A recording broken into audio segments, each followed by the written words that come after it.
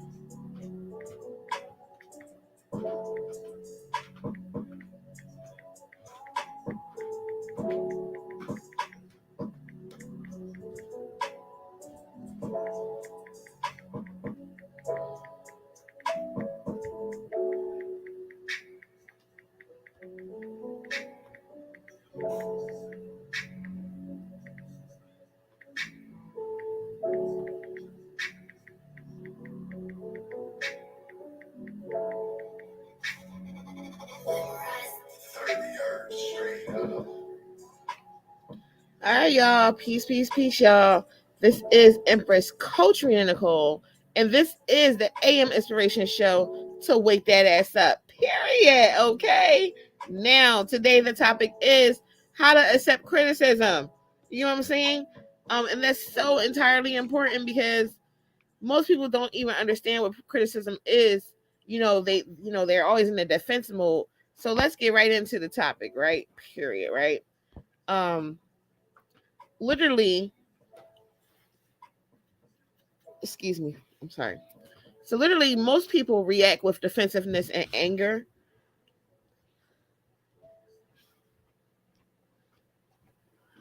to criticism. They literally will attack the person that's giving them feedback. And literally without criticism, it's really hard to grow. The thing that people do the most is they can't accept it from other people, but they give it to themselves the worst. They give it to themselves the worst, and it's just so bad that they beat themselves down, right? So there's tons of value in constructive criticism, right? Because if you have constructive criticism where it's meant for you to grow, literally, that's how you develop yourself. That's how you identify weaknesses and different things like that. And it helps you to maintain and sustain relationships in a more, high vibrational, successful way, and literally show up in life, you know, in a more authentic way, right?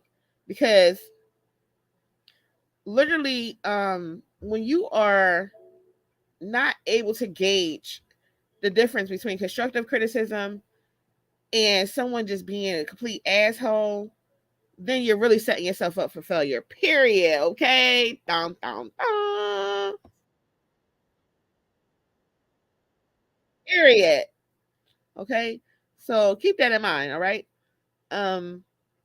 Now, there's a lot of things you can do to be more accepting and receiving of criticism, because it can be taken as something that's demoralizing. Um, and it's literally meant for you to be better, right? And it's not saying that, oh, someone gets to make a judgment against you and you have to listen to them. No, that's not what we're saying. We're saying that if someone you trust and they're giving you constructive criticism on, something that you may be doing, a way that you may be showing up, that will be better for you in the long run. And listen to this, not better by their standards, but better for you in the long run, then it's wise if you even just take it and receive it, reevaluate it, process it, and see what works for you. Okay? because you have to be very careful. Some people just want you to be a certain way because they feel like that's the way that you should be because that's the way they are. And that's not constructive criticism, right? At all. That's not. So be very mindful because it literally the first thing you can do, like there's some steps that you can do that you can take to help you better yourself or better receive and be in a very receiving place to take constructive criticism, right? All right. So the first thing you can do actually is to monitor your reaction, right? You have to stop. You have to stop the first thing, like at the first sign of criticism, before you do anything, you have to really stop and think. Try not to react at all. Give yourself a few seconds to take it in. Now, some people are like, oh, well, I need more than a few seconds to process things. That's really insignificant. That's small, right? And when you give yourself a few minutes, it really gives you that notice on whether like that fight or flight or the reactionary excuse me, the reactionary response that we spoke about a few weeks ago. So literally in that moment, you can calm down. You won't be so dismissive. You won't be so you won't discard people because you'll take it in and you're processing it. Just because someone says something to you doesn't mean you have to respond. Whether you feel like it's constructive or not, you don't have to go to every single party that you're invited to. Period. Okay? You do not have to show up to every single party you're invited to. So keep that in mind. Okay? And the next one is you have to remember the benefits of getting feedback. There is benefit if you're open to receiving constructive feedback.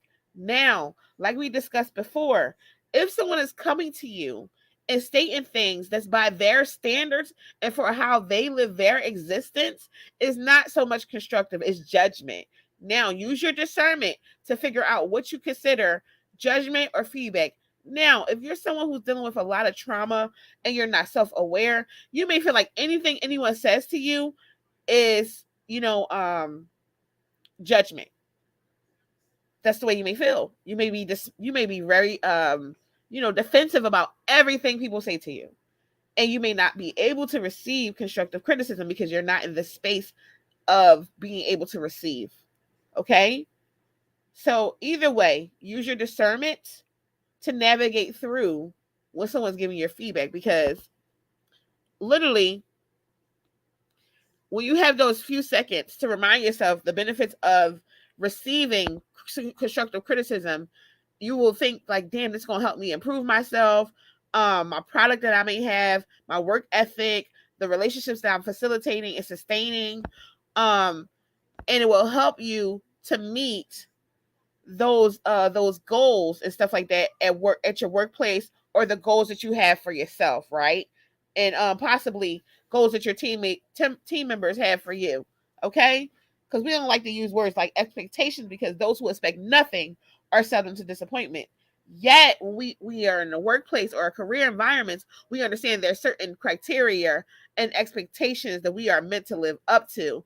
So with that being said, understanding and being able to receive constructive feedback when you are in those environments will be very, very conducive for your growth in that position. Okay? Now, period. Okay? Um, it's very imperative that you try to curtail any reaction you're having to a person who is delivering feedback. Okay? Now, for some people, like we mentioned previously, it can be extremely challenging to receive criticism, okay? Especially from like a coworker, one of their peers, or even someone they don't fully respect, okay? Remember this: accurate and constructive feedbacks comes even from flawed sources. Period. Hello? Accurate and constructive feedback comes even from flawed sources. Hello, is this thing on? Yeah, I definitely need a moment. Moment's over. Wow. Okay. So now the next thing you can do, really, really, something that would be really amazing for you to be able to receive constructive criticism, is listening for understanding. A lot of the times, people only listen to respond. They only listen to respond. They don't listen to understand. They're not listening to receive. They're only listening to respond. Okay. Um, when you're listening for understanding, you're avoiding your typical reaction, right? Your brain is developing and is working, and you have reevaluated all of the benefits for feedbacks, right? So congratulate yourself on that, because you got through the first two steps, okay? So at this point, when you're listening to understand, you are ready to engage in a productive dialogue, a competent, thoughtful, with your thoughtful self, right? Okay, as opposed to your combative self or your defensive self, okay? So while the person is sharing feedback with you, listen closely. Allow a person to share their perspective, or their complete thoughts without interrupting them. When they are through, repeat back what you learned. For example, like, if they saying something about cars and how to fix a tire, like, oh, so when you said to fix the tire, you meant I had to get this type of jack, to make sure that they were clear in what they were saying. And if you were not clear on what they were saying to you, they can give you a more detailed elaboration on what they actually meant, so you can be clear and you don't have any misunderstandings. Okay? Period. Dun, dun, dun. So, literally, when you're doing this, it helps you to avoid analyzing or questioning the person's assessment, right?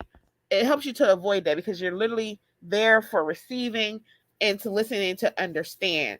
Okay? Just like focusing on understanding their comments and perspective, and giving the benefit of doubt. Okay? It's very extremely difficult for people to give feedback to another person. So recognizing that the person is giving you something, may be nervous or may not be able to express their ideas perfectly. So having that patience and just simply listening to someone as they show up will give them an opportunity for growth and speaking and effective communication, but it will also give you an opportunity for growth and accepting and receiving criticism and being able to listen to other people besides yourself. Okay? Y'all don't hear me though, do y'all? Now, something I'm big on, like, I was never like, it wasn't a thing that I was rude. It wasn't a thing that I was like not understanding or empathetic. It was just a thing that I just wasn't aware of. And in 2017, I met a friend, and he was like, it's okay to say that you received something. It's okay to say that I received that, instead of just like going on a tangent about what you want to talk about. I'm like, what are you like? Hello, excuse me. Period. Okay. So something I learned is that when someone gives me something, that I say, you know what, I received that. Thank you. Thank you for saying that. Thank you for showing up. Thank you for speaking with me. Because people don't have to do nothing. They don't have to show up. They don't have to share with you. They don't have to try to enlighten you. They are not obligated to do anything. And even if you didn't ask them to do it, I feel like I'm there. I'm always in a position of saying thank you. Because you never know, you might never see that person again. That person might, walk outside and something happen to that person. And they may not be able to talk to you again. They may not be able to pour into you again. So I always practice gratefulness by saying thank you when someone is giving me constructive criticism, okay? Whether I like it or not, I make it my business to say thank you, but if it's, like I said before, use your discernment. If you don't like it and it's disrespectful, that's where you use your discernment at. You're not saying thank you to that. You're not receiving that. You're letting them know, like, hey, hey, hey, hey, hey, now, you may be crossing some lines, buddy. You may be crossing some lines. Hello? Is this thing on? Period. That's where you get into that type of you know, that type of energy. Like, wait a minute, hello, So keep that in mind. Just keep that in mind, because next time when someone's talking to you, you look the person in the eye, you really say, well, thank you for this dialogue. And you can just say, I really appreciate you taking the time to talk to me. That's literally what I say. You don't have to say those words if you don't like using words like that. You say, thanks, bro. Wow. Or thanks, sis, if that's what you want to say. Period. Okay. Now, um, expressing gratitude doesn't have to mean that you're agreeing with the assessment. It just means that you're acknowledging the effort of the person that's there, that took the time to evaluate you and share his or her thoughts. That's literally what it is. It's just showing your appreciation and being a person that's in that state of mindfulness and in that state of gratitude. And guess what? All that stuff is free 99. Just like supporting this channel, sharing our lives, attending to the podcast, coming on stage. It's free. Hey, now the next one is to ask questions to deconstruct the feedback, right? So now when it's time to process the feedback, you probably want to get more clarity. Remember we spoke about that before a few points ago. Yet when it comes to this point, to share your perspective, avoid engaging in a debate. That's where people mess up at, because they're not able to have conversations where they cannot debate someone else. Because they like, okay, let me tell you why. Because they go in wanting to be right. Period. Okay, they go into the situation wanting to be right. That's what they do. They go in wanting to be right. They don't go in wanting to get clarity. They don't want to go into like deconstruct the criticism to get more, to find out what they really meant, and get more understanding. They go in because they themselves, they feel like someone was coming at them, someone came for them, someone tried to make them feel small because they're already in their defensive mode. They're not receiving anything. So they're quiet and they're waiting for you to get done. And they're just fuming underneath the surface because they're in their mind. They're like, how dare you? How dare you? You know what I'm saying? And they feel like you have some type of audacity. So they want to argue and debate what you said to them because they feel like, how dare you even pay me that much attention to realize that I'm fucking up. Period. Okay. Okay. And that's the part that people don't want to talk about. That people are so stuck up their own ass that when you are giving them constructive criticism that will help them grow, they feel some type of way. So let's get right into the next one of asking questions to destruct the feedback, okay? Because now when you're processing that feedback, you will probably get more clarity at that point of sharing your perspective. So avoiding engaging in a debate. Instead, ask questions to get the root of the actual issues being raised and possibilities of solutions for addressing them. One more time. Ask questions to get to the root of the actual issues being raised and possibilities of solutions for addressing them. Y'all got me amped up. Y'all got me amped up on a Wednesday. Period. Okay.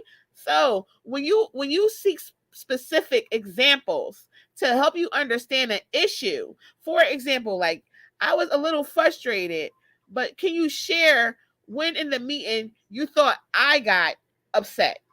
You thought that it affected me in a low vibrational way, right? The next example is acknowledging the feedback that is not in a dispute.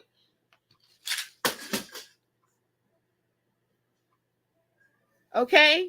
So you can say, you're right that I did cut him off while he was talking, and I apologize for that later.